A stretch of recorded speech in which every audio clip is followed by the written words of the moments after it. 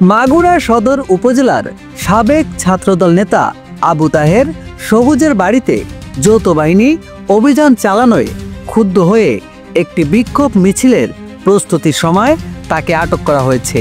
আটকের পর তার বাড়িতে যৌথ বাহিনী অভিযান চালিয়ে একটি দেশি পিস্তল ও 1 রাউন্ড গুলিসহ 15 পিস ইয়াবা এবং 4টি রামদা জব্দ করে। মঙ্গলবার মাগুরা ভায়না মোড় থেকে জেলা ছাত্রদলের সাবেক সাধারণ সম্পাদক আবু তাহের সবুজকে আটক করা হয়। এরপর বিকেলে তার বাড়িতে যৌথভাবে অভিযান পরিচালনা করে মাগুরা আর্মি ক্যাম্প এবং সদর থানা পুলিশ।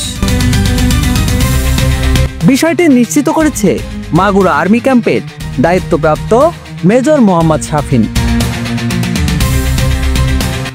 নাকিব, বাঙালিয়ালা নিউজ বাংলা, ঢাকা।